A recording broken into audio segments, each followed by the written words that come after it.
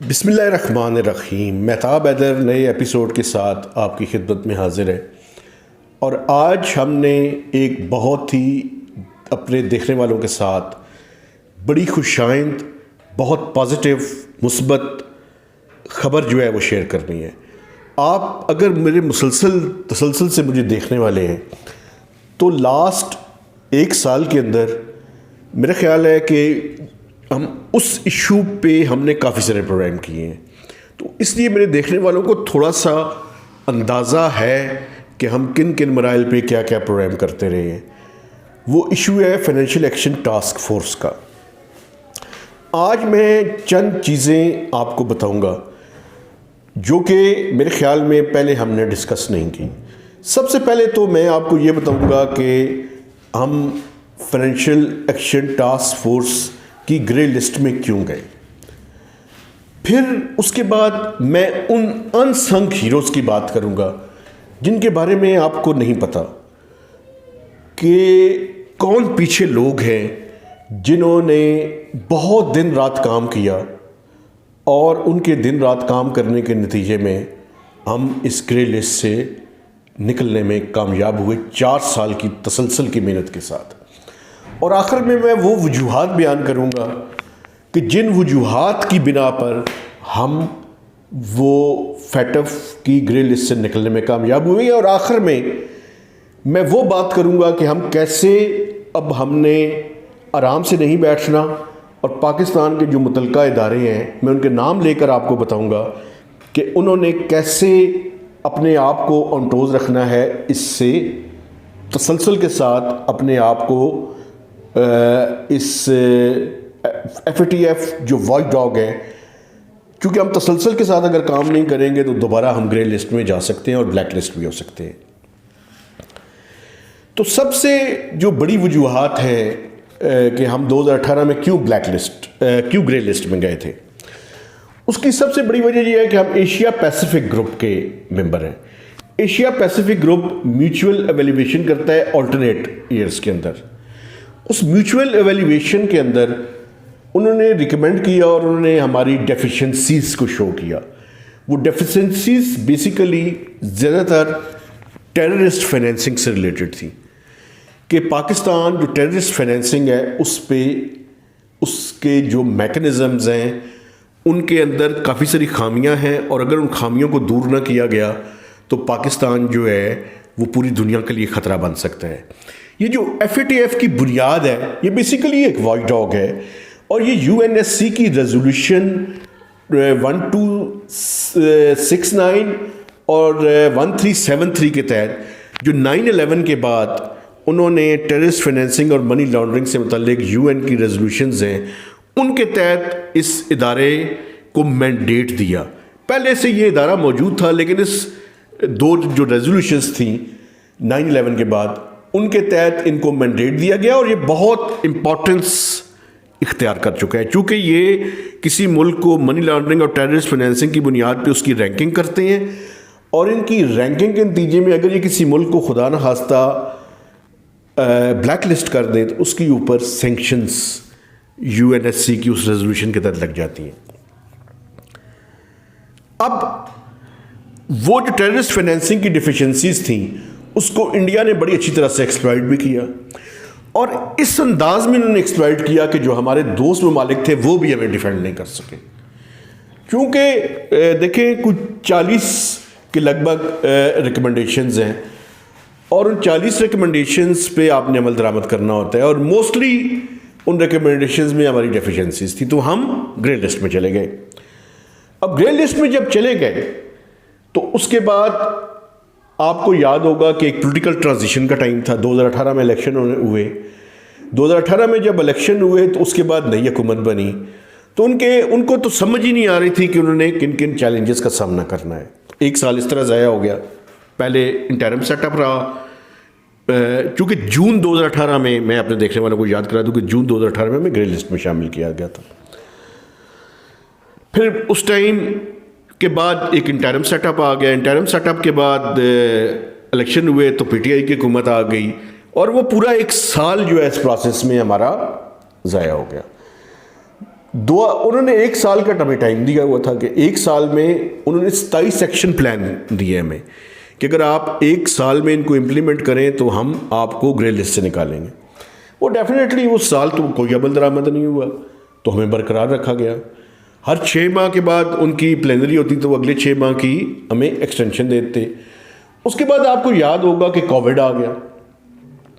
Covid में फिर चीज़ें जो हैं वो स्टैंड स्टिल का शिकार हो गई, सारी तवज्जो कोविड की तरफ चली गई। और उसके बाद पाकिस्तान के साथ एक ज़्यादती भी हुई।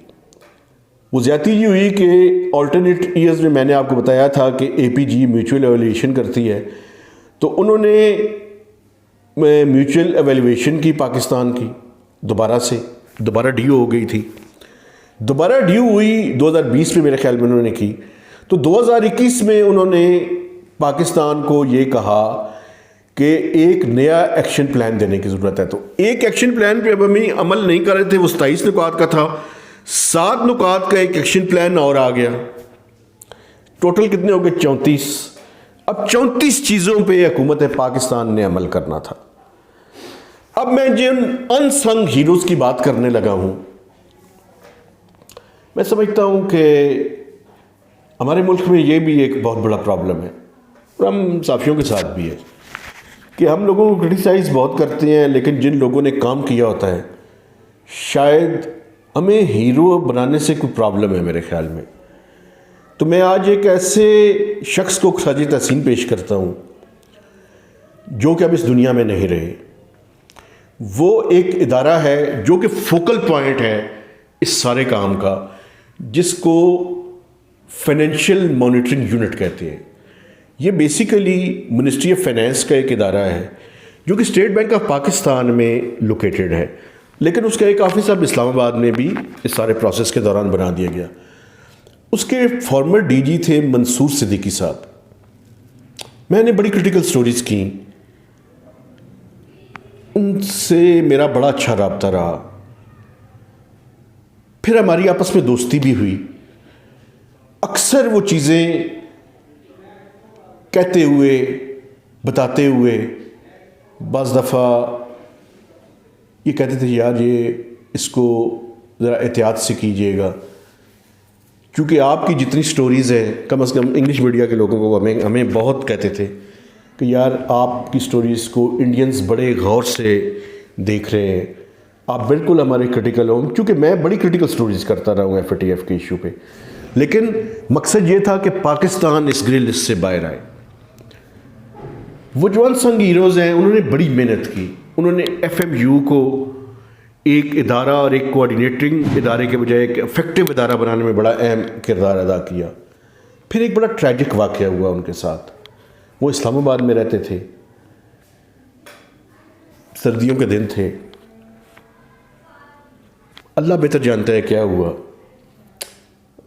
कि उनके घर में आग लगी, उनकी पूरी बॉडी झुलस गई और वो सरवाइव नहीं कर सके और उनकी डेथ हो गई। तो मैं समझता हूँ कि आज का दिन उनको खराज तहसीन पेश करने का दिन है। मंसूर सिद्दीकी साहब, मैं, महताब, हैदर, हम सब जर्नलिस्ट, ये सारी कौम, ये मेरे देखने वाले, ये जितने लोग हैं, ये आपको सलूट करते हैं और आपके लिए दुआ करते हैं कि अल्लाह पाक आगे का जो जहान है उसमें आपकी जितनी मुश्किलात हैं उनमें कमी करे, क्योंकि आपने पाकिस्तान के लिए वाकई काम किया था।